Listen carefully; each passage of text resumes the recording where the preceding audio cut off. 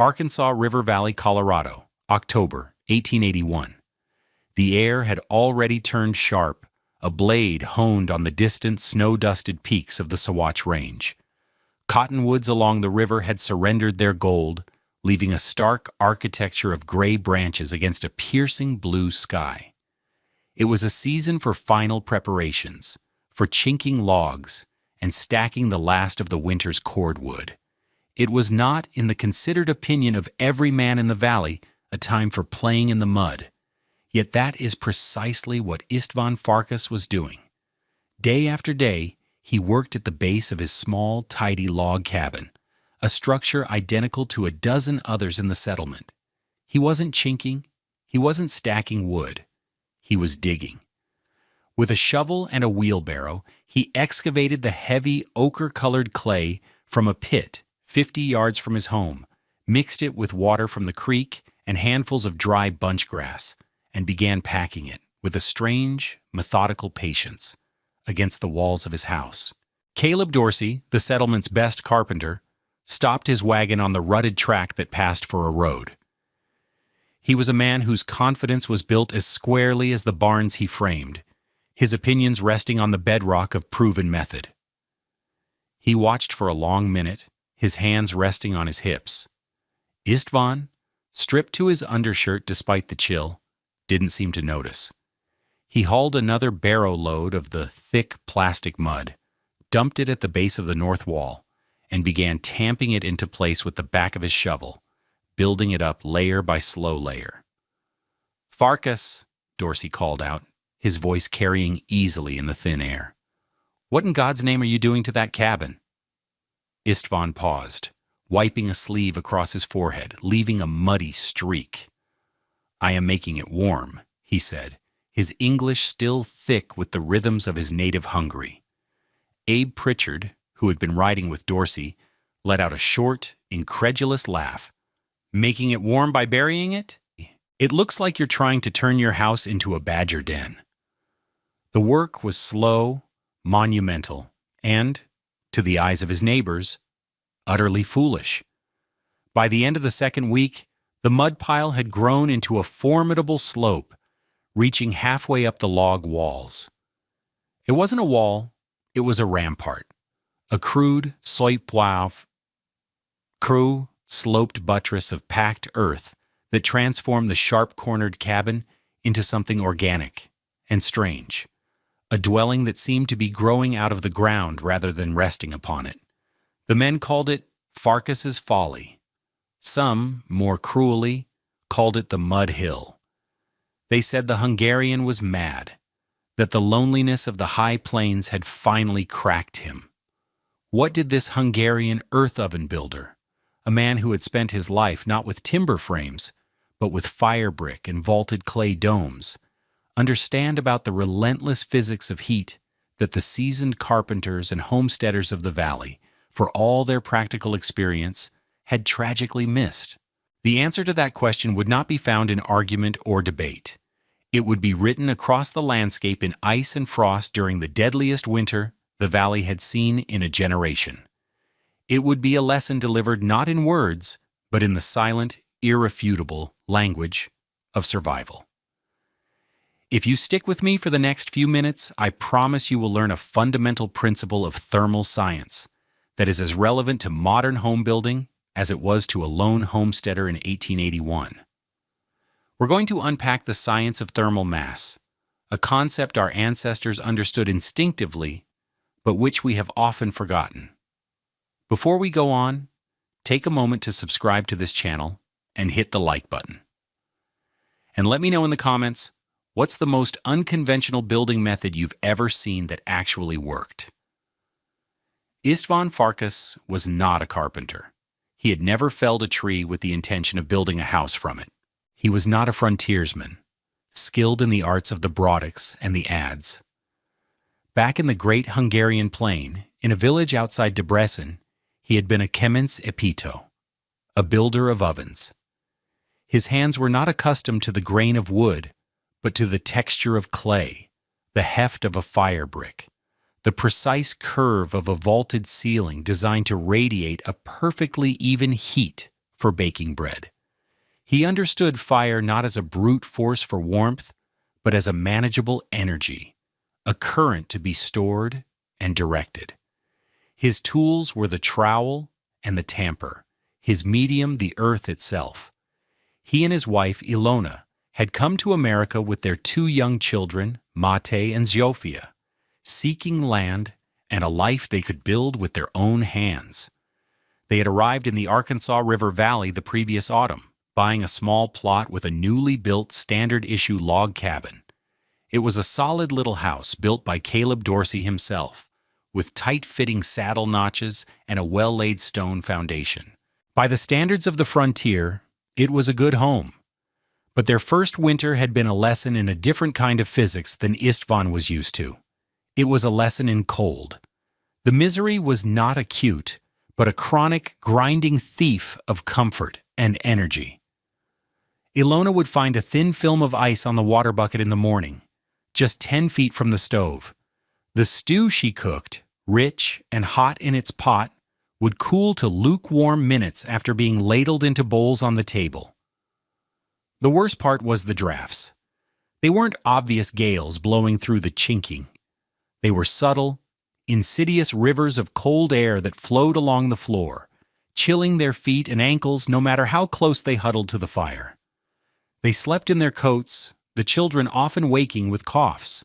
Istvan burned through his woodpile at a terrifying rate. The cast-iron stove glowing red-hot, consuming fuel with a ravenous appetite, yet the heat seemed to vanish into the walls and out through the roof, a fleeting presence that never truly settled. He felt like he was trying to fill a leaky bucket. He watched the cabin, studied it the way he would study a faulty oven. He saw the problem was not the logs themselves, but the nature of the structure. It was a thin shell, a mere membrane between his family and the vast, cold emptiness of the high plains. The problem wasn't just keeping the cold out, it was about holding the heat in. The failure of the conventional log cabin in the face of a Colorado winter was a matter of simple, brutal physics. Caleb Dorsey and the other builders in the valley were masters of joinery, but they were fighting a war they didn't fully understand. They focused on stopping air infiltration, meticulously packing moss, mud, and grass into the gaps between the logs. And while this was crucial, it addressed only one part of the heat loss equation. The primary enemy was the near-total lack of thermal mass. A log wall, even a thick one, has a relatively low capacity to store heat. A standard 8-inch pine log has an R value of about 10, a decent insulator, but it is lightweight compared to stone or earth. When the stove was running hot, it blasted the interior with radiant and convective heat. The air inside the cabin would warm up quickly, but the moment the fire died down, that warm air would begin transferring its energy to the cold logs, which would then conduct it to the frozen outside world. The cabin's interior was a small bubble of warmth with nothing to anchor it. The heat had no thermal momentum. It was like a shout in an empty room, loud for a moment, then gone. For families like the Pritchards, who lived a half-mile downriver, this meant a constant, exhausting battle. Abe Pritchard spent most of his waking hours feeding his stove. His woodpile, which had looked immense in September, was shrinking at a terrifying pace. His wife Mary stuffed rags into every conceivable crack around the window frames and the door. Their children lived in a small circle of warmth, within a larger room of cold, their world defined by the 10-foot radius around the stove. The second failure was radiative heat loss. At night, under a clear sky, any object will radiate its heat out into the blackness of space. The thin roof and walls of the cabins, even if they blocked the wind, were constantly bleeding their warmth away to the night sky. The final and most visible failure was sublimation and frost. Any moisture inside the cabin, from breathing, from cooking, would migrate toward the cold log walls. When it touched the logs, whose temperature was close to the outside air, it would instantly freeze. coating the interior with a delicate, beautiful, and deadly layer of rime frost. It was a sign that the walls themselves were not part of the heated space. They were part of the outside. The house was not a home. It was a poorly sealed container, and the cold was winning. Istvan knew he couldn't change the logs, but he could change the equation. He could add mass, an immense amount of it. His work on the berm began in earnest. He ignored the sideways glances and the quiet laughter from his neighbors. He was a man with a purpose, and their skepticism was irrelevant noise. He dug the clay, feeling its familiar weight and texture. This was his medium. He mixed it with the dry grass, not just for binding, but because he knew the hollow stalks would trap microscopic pockets of air, adding a small amount of insulative value. He applied the mixture not as a plaster, but as a building material. He packed it in courses about a foot high, letting each layer dry just enough to support the next. He worked his way around the cabin, leaving the south-facing wall and the windows clear, but enveloping the north, east, and west walls in a steadily thickening shell of earth. The base of the berm was nearly 6 feet thick, tapering to about 3 feet thick as it neared the eaves of the roof. Caleb Dorsey rode over one afternoon, dismounting from his horse with the air of a man performing a difficult but necessary duty. He was not a malicious man. His concern was genuine, rooted in his professional pride and his understanding of wood. "Farkas, we need to talk," he said, his tone serious. He gestured at the massive earthen structure. "I know you think this is helping, but I'm telling you as a carpenter, you are destroying your house." Istvan stopped his tamping and looked at Dorsey, his expression calm, patient. Dorsey pressed on, laying out his case like a closing argument. "You're burying green pine logs in wet mud. They can't breathe. Come spring, when the thaw comes, that earth will be saturated. The logs will draw that moisture, they'll sweat, and they'll be rotten punk by May. I build things to stand for 30 years. I won't have a hand in digging a grave for a house. And that's what this is. A mud coffin." Istvan nodded slowly, considering the carpenter's words. He walked to the wall and laid his palm against the packed earth. It was cool and firm. "In my country," he said quietly, "we say the clay pulls the fever from a child. It also pulls the water from the wood. It will keep it dry." He turned back to his work. "The clay breathes." Dorsey just shook his head, a mixture of frustration and pity on his face. He'd tried. He'd given his professional warning. He mounted his horse and rode away, leaving Istvan alone with his hill. The mockery lasted for the rest of the autumn. The validation would have to wait for winter. To understand what Istvan Farkas was building, you have to understand the principle of thermal mass. It's a concept that is often confused with insulation, but it is fundamentally different. Insulation, like the wool in a man's coat or the air trapped in a bird's feathers, is about resistance. Its job is to slow the transfer of heat. A high R value means high resistance. Thermal mass, on the other hand, is about storage. It is a material's ability to absorb and hold thermal energy, like a battery for heat. A dense material like clay, stone, or water has high thermal mass. A lightweight material like wood or fiberglass has low thermal mass. A conventional log cabin, as we've seen, is a low-mass structure. It holds very little heat within its own walls. The 5,000 cubic feet of air inside the cabin might contain about 6,000 BTUs of heat when warmed to 65 degrees Fahrenheit. Once the stove goes out, that heat is lost to the outside in a matter of hours. Istvan had added approximately 40 tons, 80,000 pounds, of packed earth to the outside of his cabin. Clay has a specific heat capacity of about 0.22 British thermal units per pound per degree Fahrenheit. This meant that for every single degree he raised the temperature of that massive berm, it would store nearly 18,000 BTUs of energy. It was a heat reservoir on a scale his neighbors couldn't comprehend. The system worked in two ways. First, during the day, the low winter sun would strike the south-facing logs of the cabin, warming them. The cabin itself was the collector, but instead of radiating that heat back out into the cold air at night, the cabin was now jacketed in a massive heat sink.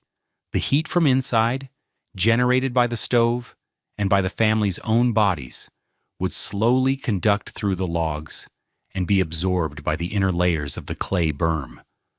The heat didn't escape. It was captured. Istvan had effectively extended the heated envelope of his home several feet out into the earth. At night, the process reversed. As the temperature inside the cabin began to drop, the heat stored in the massive clay walls would begin to radiate slowly back into the living space. The berm became a gentle, low-temperature radiator, smoothing out the wild temperature swings that plagued his neighbors. It was releasing the day's heat and the stove's heat when it was needed most. The clay was not just a wall. It was a flywheel, storing thermal energy and releasing it steadily, turning the violent cycle of a roaring stove and a bitter chill into a gentle, stable warmth. Istvan hadn't just built a barrier, he had built a bank. The winter arrived not as a gradual decline, but as an assault. It began in late December with a heavy snow that buried the valley under a 2-foot blanket of white. Then the sky cleared, and the temperature plummeted. The cold snap, as it would later be called, was a high plains phenomenon, a relentless wave of Arctic air that settled over the territory and refused to move. For 12 consecutive days, the thermometer never rose above zero. At night, it dropped to 20, then 30 below. The wind was a constant razor-edged presence, scouring heat from every surface. For the settlers in their conventional cabins, it was a state of siege. The world shrank to the immediate vicinity of the stove. At the Pritchard house, the frost on the interior walls grew thick and feathery, climbing halfway to the ceiling. They had to break a skin of ice on the water barrel every morning. They burned through a week's worth of wood in 3 days. Abe was now cutting into his emergency reserve, his face tight with worry. Caleb Dorsey's well-built house was better than most, but it was still fighting a losing battle. His wife, Sarah, hung heavy quilts over the door and windows, but the cold still seeped in. The floorboards were so cold they felt damp to the touch. Their youngest son developed a hacking cough that kept them awake at night. Caleb found himself constantly feeding the fire, his mind replaying his conversation with Farkas. The man was a fool, he told himself. His house was probably a block of ice inside that frozen mud. But inside the Farkas home, a different reality was unfolding. The difference was not dramatic. It was a quiet, pervasive sense of normalcy. The stove still needed to be fed, but not with the desperate urgency of his neighbors. A single load of wood would burn down to coals, and the cabin would remain comfortable for hours. There were no drafts snaking along the floor. The air was still and calm. The truest evidence was in the small domestic details. Ilona had a small pot of chives growing on the deep windowsill of the south-facing window, and its green shoots remained healthy and unwilted. In the corner of the kitchen, far from the stove, a bowl of her sourdough starter, covered with a cloth, continued to live, bubbling slowly with life. In any other cabin, it would have been a frozen, dead puck. Here, the ambient temperature near the wall was stable enough to sustain it. The children, Mate and Zsofia, could play on a blanket on the floor without shivering, their world not confined to a small circle by the fire. Istvan Farkas had defeated the cold not by fighting it with more fire, but by hoarding the heat he had. The vindication, when it came, was silent and accidental. On the 8th day of the cold snap, Caleb Dorsey awoke to find that one of his mules, a stubborn creature named Jude, had broken out of the lean-to and wandered off. Cursing the animal and the bitter cold, Dorsey pulled on every layer of clothing he owned and set out, following the tracks in the deep snow. The landscape was alien, transformed by the extreme cold. Every tree branch, every fence post, every blade of dormant grass was coated in a thick, crystalline layer of hoarfrost. The air itself seemed crystalline, each breath a painful, sharp intake. His own cabin, when he looked back, shimmered. Its logs and roof glazed white where the moisture from within had frozen on its outer skin. He passed the Pritchard place. It too was sheathed in ice, a plume of desperate, overworked smoke pouring from its chimney. The mule's tracks led him up a small rise. As he crested it, he stopped. Below him, nestled in a drift of snow, was the Farkas place. But it was wrong. In a world that was universally white and glittering, the low, rounded form of the cabin was a patch of dark, matte brown. It was an anomaly, a hole in the frosted landscape. There was no shimmering coat of ice on its earthen walls. A thin, lazy curl of smoke rose from its chimney, a sign of a slow, efficient fire, not a raging inferno. The mudshell was staying dark even as the sun rose, because its surface temperature was above freezing. It wasn't losing enough heat to freeze the moisture in the air. This was the proof. This was the moment the carpenter's certainty shattered against the quiet fact of the dark earth. Dorsey followed the tracks down the slope, his mind struggling to process the visual contradiction. He walked right up to the north wall of the cabin, the one that had taken the brunt of the wind for a week. He expected to see frozen, rock-hard mud. He pulled off his thick mitten, his bare hand stinging in the frigid air. He hesitated for a second, then pressed his palm flat against the earthen berm. He was braced for a shock of biting cold, the kind that steals your breath, the feeling of touching solid ice. But it didn't come. What he felt was so unexpected it took him a moment to understand. It wasn't warm, but it was a profound, deep, resonant lack of cold. The earth felt stable, neutral. It was not part of the frozen world around him. It was part of the house. He could feel, or imagined he could feel, a deep, latent energy held within it. All the heat that his own house was bleeding into the sky was stored right here, in this massive, ugly, brilliant wall of mud. He stood there for a full minute, his hand pressed against the clay, the cold forgotten. He understood. Istvan hadn't just insulated his house, he had given it a heart of stone, a deep reservoir of warmth that held through the longest, coldest night. He finally pulled his hand away and looked at the simple, solid structure. He thought of his own shivering son, of his dwindling woodpile, of his professional certainty, and he felt a wave of humility so profound it almost brought him to his knees. He turned and walked away, forgetting the mule entirely. Later that day he would return, not with criticism, but with a question. How? He would ask. And Istvan, without a trace of triumph, would begin to explain. Dorsey would later try to describe what he had understood in that moment. "You didn't build a wall," he told Istvan. "You built a hearth around your house." The conversion of Caleb Dorsey was total.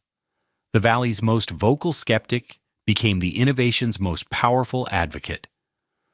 When the cold snap finally broke, the stories of suffering were on everyone's lips. Families had burned through entire winter supplies of wood. Livestock had been lost. The Pritchards had been forced to burn fence posts to stay warm. Amidst these tales of hardship, the story of the Farkas cabin began to spread, now told with a tone of awe instead of ridicule. That spring, Dorsey was the first to ask for Istvan's help.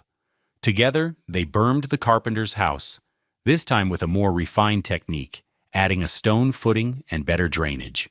By the following autumn, 3 more families had adopted what was no longer called Farkas's Folly, but the Farkas method, or more simply, earth banking. The most effective vector for the idea's spread, however, was not the neighbors, but the freight drivers who hauled supplies along the Arkansas River. They were practical men who measured the world in cords of wood, tons of coal, and the cost of freight. They began to notice a pattern. Istvan Farkas, who lived in the strange mud hill house, bought a fraction of the winter fuel of his neighbors. A driver named Silas Croft, who hauled coal from Canyon City, noted in his ledger that the Farkas household consumed less than 2 cords of wood and a quarter-ton of coal the entire winter, while families in similar-sized cabins were burning through 5 or 6 cords. Money talked louder than gossip. Croft, who had a small homestead of his own, was the first driver to copy the method. He told others. The idea, proven in the simple economics of survival, began to spread up and down the freight routes. It was a technology perfectly suited to the landscape. It used local materials, required simple labor, and delivered an undeniable result. By 1885, dozens of homes and outbuildings in the region were earth-bermed, a quiet testament to the Hungarian oven builder, who saw a house not as a wooden box, but as a vessel for heat. It's easy to dismiss this as a quaint historical curiosity, a relic of a bygone era. But the principle Istvan Farkas applied to his log cabin is at the cutting edge of modern sustainable building science.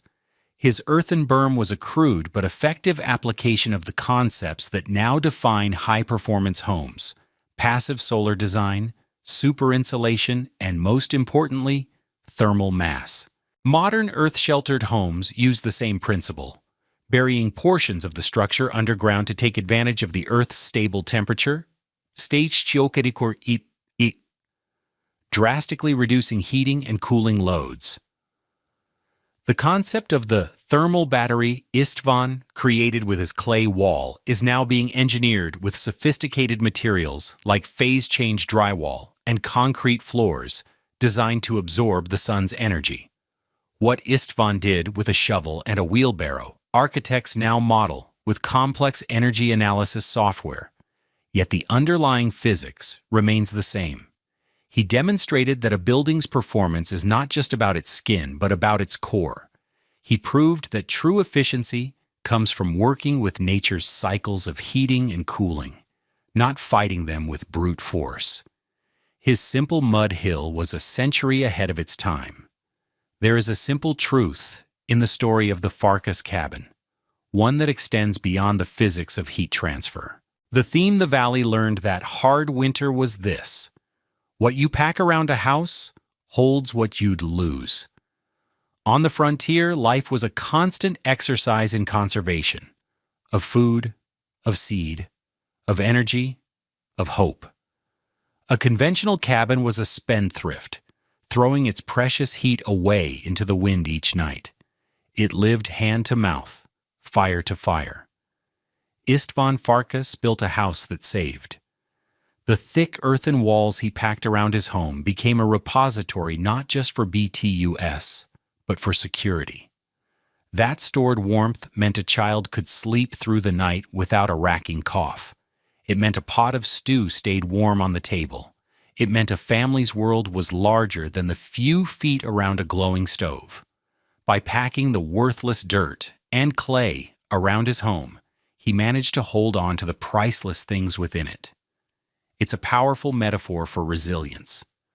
Strength is not always in the hardness of the wall, but in its capacity to absorb, to hold, and to give back. The earth he piled up was not a defense against the cold, but an embrace of the warmth, a way of ensuring that what was precious was never truly lost. Thank you for joining us for this story of frontier ingenuity. If you found this exploration of historical engineering and thermal science valuable, please consider liking this video and subscribing to our channel for more stories like this one. We believe the past holds powerful lessons for the present, and your support helps us continue to uncover them. Let us know in the comments. What other historical technologies do you think deserve more attention today? The content of this video is for educational and storytelling purposes. It presents a fictionalized historical narrative inspired by real historical practices and scientific principles. The characters, names, and specific events depicted are products of creative reconstruction. While the building techniques and physics discussed are based on established knowledge, any application of these or similar methods today should be done in accordance with modern building codes, safety standards, and engineering practices. This video does not constitute professional, technical, or legal advice.